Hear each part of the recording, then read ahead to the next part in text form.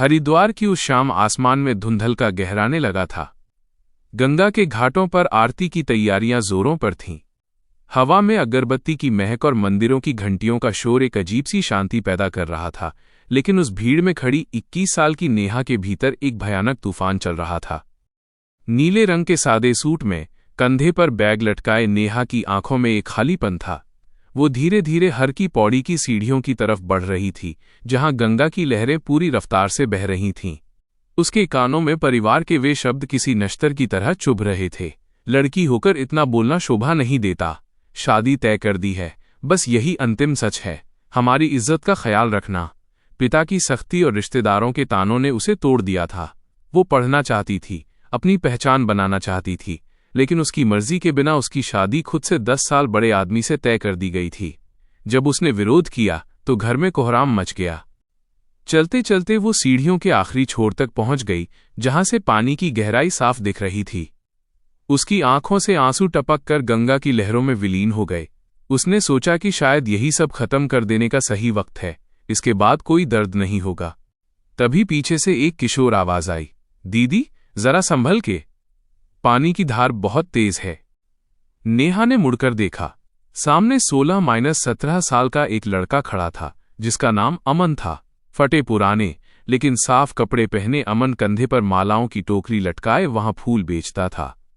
नेहा ने उसे अनदेखा कर जैसे ही अगला कदम बढ़ाना चाहा, अमन ने फुर्ती से उसका हाथ थाम लिया। दीदी ऐसा मत कीजिए, एक पल का गलत फैसला पूरी जिंदगी छीन लेता है, अमन ने बड़ी संजीदगी से कहा। नेहा की आंखों में गुस्सा और बेबसी एक साथ छलक आई। उसने कहा, तुम नहीं समझोगे, मेरी जिंदगी अब खत्म हो चुकी है। अमन ने शांति से जवाब दिया, अगर खत्म हो गई होती तो आप यहां खड़ी होकर सोच नहीं रही होती। आपके अंदर अभी भी जीने की एक छोटी सी चाह बाकी है।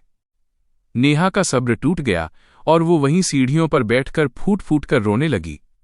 अमन उसके पास बैठ गया और अपनी कहानी सुनाने लगा कि कैसे उसके पिता के जाने के बाद उसकी मां ने हार नहीं मानी और संघर्ष किया।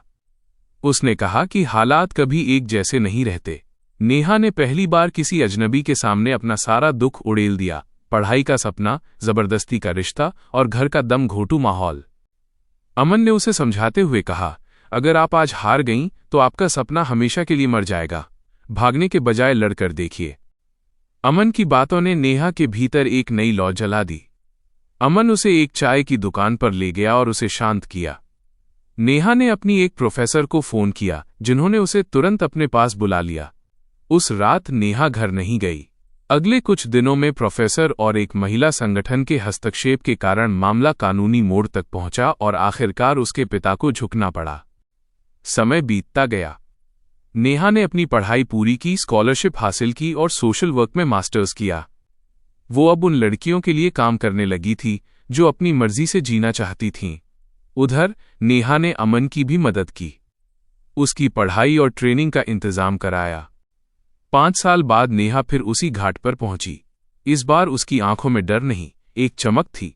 उसने देखा कि अमन अब वहां माला नहीं बेच रहा था, बल्कि एक प्रोफेशनल टूरिस्ट गाइड के तौर पर विदेशी सैलानियों को गंगा की महिमा समझा रहा था। गले में आईडी कार्ड और चेहरे पर आत्मविश्वास लिए अमन जब नेहा से मिला तो दोनों की आंखों में एक दूसरे के प्रति सम्मान था। नेहा ने मुस्कुराते हुए कहा, अगर उस दिन तुमने मेरा हाथ न पकड़ा होता तो आज मैं यहां न होती। अमन ने नम्रता से जवाब दिया, और अगर आप उस दिन हिम्मत न दिखाती तो मुझे कभी यकीन नहीं होता कि एक छोटी सी कोशिश से किसी की तकदीर बदली जा सकती है। गंगा की लहरें उसी तरह बह रही थीं, लेकिन उस किनारे ने एक बार फिर गवाही दी कि जिंदगी को खत्म करने और उसे संवारने के बीच बस एक सही फैसले का फासला होता है।